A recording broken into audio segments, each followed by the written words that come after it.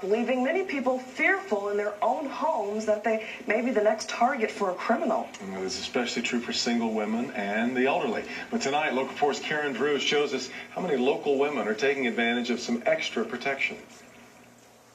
If you're a high-powered person looking for protection, these bodyguards you're about to meet come at a premium. But these same trained professionals are volunteering to come out to local neighborhoods, patrol the community, and ward off criminals. Crime goes up, leaving many people fearful in their own homes that they may be the next target for a criminal. And this is especially true for single women and the elderly. But tonight, local report's Karen Drew shows us how many local women are taking advantage of some extra protection. If you're a high-powered person looking for protection, these bodyguards you're about to meet come at a premium. But these same trained professionals are volunteering to come out to local neighborhoods, patrol the community, and ward off criminals. We've got people watching us 24 hours a day. You know, when they talk about terrorism, we got terrorism in our neighborhood. Vacant homes and boarded-up windows may be a common sight, but Beverly Brown can't get used to seeing them in her East Side community. We're trying to make it look like it's not a dilapidated neighborhood. On Beverly's block near Cadieux sits several abandoned homes. It's an eyesore, and it's dangerous. The vacant homes are attracting criminals. It's not if they're going to break in on you, it's when they're going to break in on you. In Detroit's News Center, Larcinia Lockhart lives with her daughter.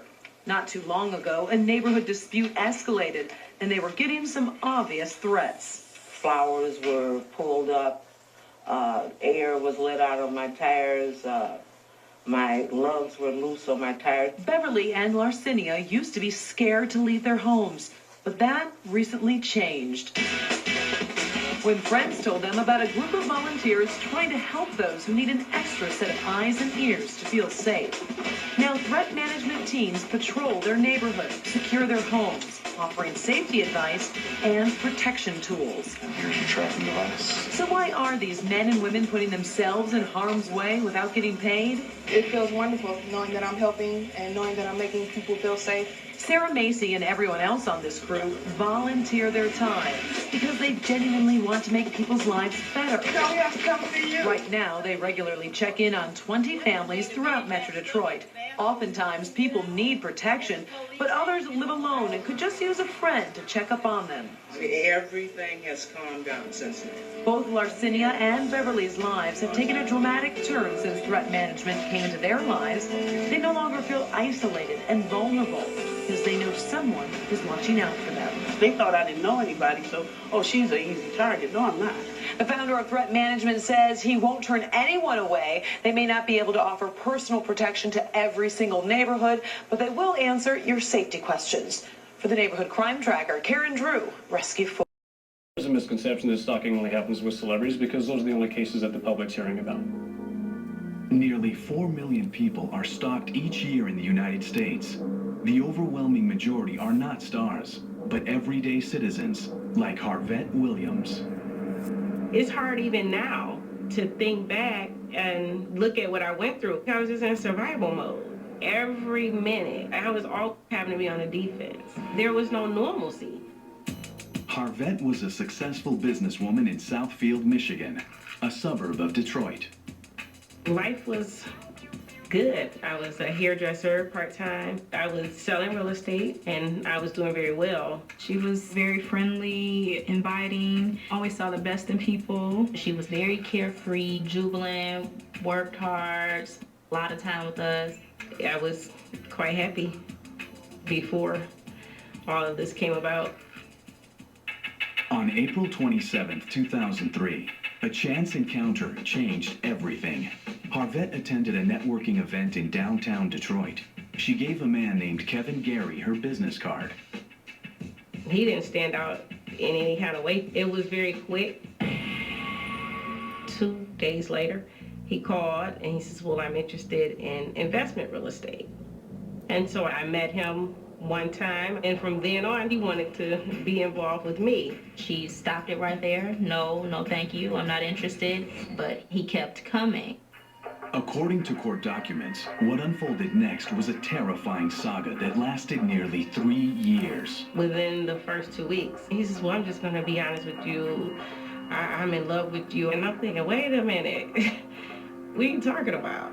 In the beginning, Harvette was receiving unwanted letters and cards in the mail. He would send her gifts, flowers, money. She was receiving unwanted phone calls. Mr. Gary would leave her messages where he would sing to her. He was kissing the receiver of the phone. He's like, I just love you. I just gotta see you. I just need to see you. Just really pushy, creepy type of stuff.